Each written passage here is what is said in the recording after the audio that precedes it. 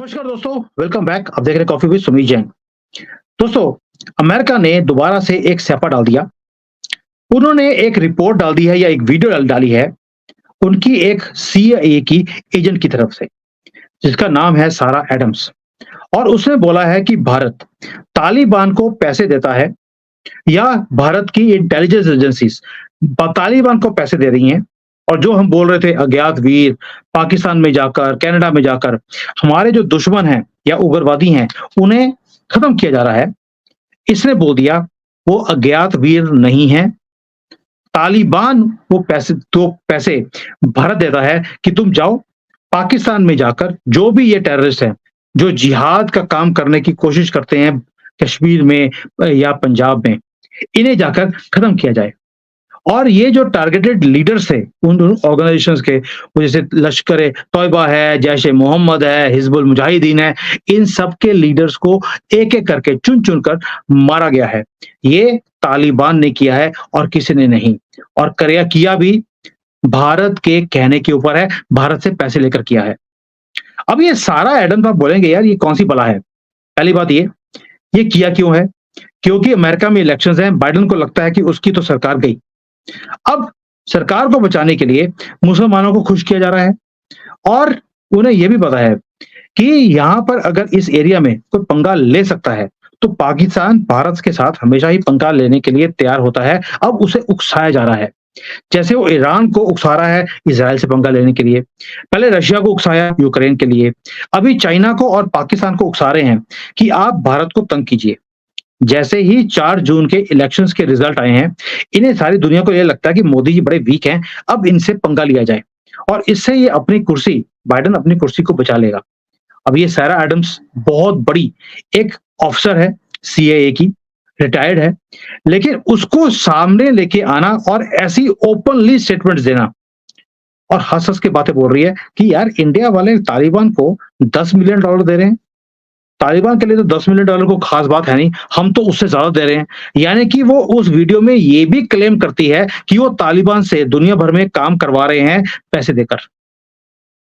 और ये जो लेडी है, ये एक जिसको बोलते हैं इंटेलिजेंस की पूरा एक्सपीरियंस है इसके पास। वो अमेरिका में हो, दुनिया भर में हो, और जब भी अमेरिका को कभी कोई रिस्क होता है, क्राइसिस होती है, इस लेडी को बुलाया जाता है। अभी बाइडेन को लगता है कि भाई उसकी कुर्सी गई, क्राइसिस में उसकी कुर्सी आ गई है, इसको बुला लिया और इसके थ्रू एक स्टेटमेंट दिला दिया। अब आप समझ सकते हैं, ये स्टेटमेंट कोई छोटी-मोटी स्टेटमेंट नहीं है। ये स्टेटमेंट इतनी बड़ी है कि इससे पूरे हमारे इस एरिया में पंगा डाल सकता है और जानबूझकर ही किया गया है। ये लेडी यूरोप में, मिडल ईस्ट में, नॉर्थ अफ्रीका, साउथ एशिया सब के अंदर इस लेडी ने काम किया हुआ है, सीनियर पोजीशंस पे रही हुई है। अब 10 जून को इन्होंने जो क्लेम करके ये जो वीडियो बनाया यूट्यूब पे डाल दिया, जानबूझकर यूट्यूब पे डाला गया और ओपनली बोला गया कि यार मैं ये फॉलो कर रही थी कि तालिबान के पास पैसे आ कहाँ रहे हैं। फिर वहां पर कई मटके पड़े हैं जिसमें पैसे हैं, वो तो अमेरिकन डाल रहे हैं, लेकिन एक मटका ऐसा था जिसके अंदर पैसे पड़े थे लेकिन ये नहीं पता लग रहा कि कौन दे रहा है। और इसने जब इन्वेस्टिगेशन किया तो इसे समझ आया, यानी कि इसके पास प्रूफ नहीं है, इसको समझ आया कि जो $10 मिलियन उस मटके में पड़े हैं, वो भारत ही दे सकता है और कोई दे नहीं सकता। यानी कि $10 मिलियन का भी इसे पुख्ता सबूत नहीं है और किसने दिए हैं ये भी पता नहीं है, लेकिन बोल दिया ये तो भारत ने दिए हैं। और इसके बदले में वो सुप्रीम लीडर जो तालिबान का है, मुल्ला, उसे वो प्रोटेक्शन दे रही हैं भारत वाले। उसके बदले में जो पाकिस्तान के अंदर हमारे दुश्मन बैठे हैं, इंक्लूडिंग खालिस्तान एलिमेंट्स, उन्हें एक-एक करके चुन के मारने के लिए ये परमिशन दिया है भारत ने और तालिबान वो काम करता जा रहा है। अब आप सोच के देखिए दोस्तों, साथ में ये क्या बोल रही है कि यार तालिबान को तो $10 मिलियन कोई ज़्यादा खास बात नहीं है, तो फिर वो भारत के कहने पर $10 मिलियन लेकर ये काम क्यों कर रहे हैं? ये बड़ा ही बड़ा सवाल है। दूसरी बात, वो बोलती है कि जो ये मुल्ला है, सुप्रीम लीडर है तालिबान का, उसे प्रोटेक्शन देने के लिए भारत ने $10 मिलियन दे दिए। और भाई दुनिया सारी इंक्लूडिंग अमेरिका तालिबान से डरता है और तालिबान का सुप्रीम लीडर वो पाकिस्तानी से डरेगा या भारत से किसी और से डरेगा? और उसे प्रोटेक्शन कर लेने के लिए वो भारत से गुहार लगा रहा है और भारत ने $10 मिलियन दे दिए। अब समझते हैं ये कितना गहरी चाल इस लेडी के थ्रू चलने की कोशिश की गई है, ताकि अब चाइना और पाकिस्तान दोनों भारत को घेरेंगे यूनाइटेड नेशंस में, कोई ना कोई युद्ध की तैयारी शुरू की गई जाएगी, कुछ छपा यानी कि इस एरिया में पड़ेगा ही पड़ेगा। मोदी जी को चैन से अपना काम ना करने दिया जाए, इसलिए ये सारे काम किए जा रहे हैं। अब पार्लियामेंट के अंदर बड़ा शोर होगा कि जी देखिए, आपने दूसरे के घर में घुस के आपने हमारे प्यारे मुसलमान मार दिए, आप तो मुसलमानों के खिलाफ हैं। ये सारी बातें बोली जाएँगी, अब सिखों को और भड़काया जाएगा। मैं चाहता हूँ कि आप थोड़ा-सा इस वीडियो को देखिए, उसके बाद इसका और डिटेल में विश्लेषण करते हैं। अब दोस्तों इसमें सोचने वाली बात क्या है कि भारत ने $10 मिलियन दे दिए, साथ में उसने ये भी बोल दिया कि ये छोटी-मोटी चीज़ें भारत करता रहता है पाकिस्तान में। कभी बलोचियों को सपोर्ट कर दिया, यानी कि जो बलोच लिबरेशन आर्मी है, उसे भी भारत सपोर्ट करता है। टीटीपी तहरीक-ए-तालिबान पाकिस्तान जो है, उसे भी भारत सपोर्ट करता है। ये भी उसने साथ में एक छोटी-सी लाइन में ये भी बोल दिया, ताकि अब पाकिस्तान के पास कोई चॉइस नहीं है अपनी नाक बचाने के लिए। देखो जी प्रूफ आ गया, अब तो अमेरिका की सीआईए ने बोल दिया, जो हम अब शुरू से बोल रहे थे कि पाकिस्तान में कुछ भी होता है, वो राख आती है। जानबूझकर उनके दिमाग में कीड़ा डालने के लिए ये स्टेटमेंट दिया गया कि भारत ये काम करता रहता है पाकिस्तान को तंग करने के लिए। समझ रहे हैं? कितनी डीप चाल है इस लेडी की या बोलिए तो बाइडेन की, ये सारे काम करने के लिए। और साथ में तालिबान को भी फंसा लिया कि भई आप तो कहते थे कि हम अपनी ज़मीन को किसी भी टेररिस्ट ऑर्गेनाइजेशन के लिए या किसी भी अटैक्स के लिए हम यूज़ नहीं करेंगे। आप तो ओपनली $10 मिलियन लेकर ये सारे काम कर रहे हैं और उसके बदले में आपको प्रोटेक्शन मिल रही है। आपको सारी जो मैं बातें बताई हैं, उससे एक बात तो समझ आ गई कि जानबूझकर ये काम किया गया है। अब मैं एक्सपेक्ट कर रहा हूँ कि इसके ऊपर भारत की गवर्नमेंट भी थोड़ा-सा घेरे में आएगी कि भई अब तक तो बोलते रहे, ਸਾਨੂੰ तो पता ही नहीं, किसने कर दिया? अब तक हम यही बोलते रहे। लेकिन इसके आने के बाद अब इसका काउंटर करना बहुत ज़्यादा ज़रूरी है, इसलिए मैंने नेशनल सिक्योरिटी इंटरेस्ट के चक्कर में आकर मैंने ये वीडियो बनाया है, ताकि हम इसके विश्लेषण करें कि ये काम कितनी खूबसूरती से अमेरिकन्स करते हैं दूसरे कंट्री में स्यापा डालने के लिए। अब ये जो बोल रही है सारा एडम्स, छोटी-मोटी स्टेटमेंट नहीं है दोस्तों। अब वो क्या बोल रही है? ये जो बोल रही है कि तालिबान और भारत इकट्ठे हो गए हैं, इकट्ठे होकर दुनिया भर में इंक्लूडिंग सिखों को मारने का जो काम है, सिख नहीं, खालिस्तान।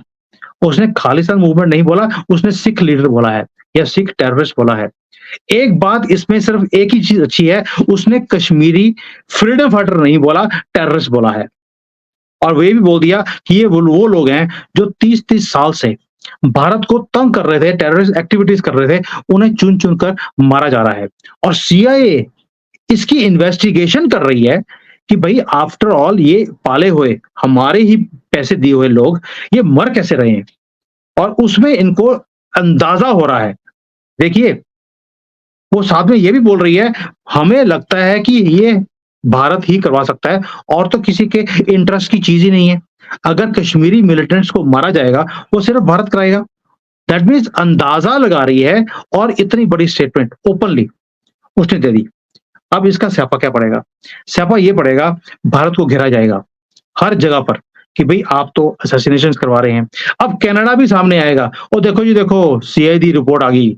अब तो उन्होंने भी कबूल कर लिया कि भारत ही ये सारे के सारे जो मामले हैं, टेररिस्ट को मारने वाले, वो भारत ही करवा रहा है।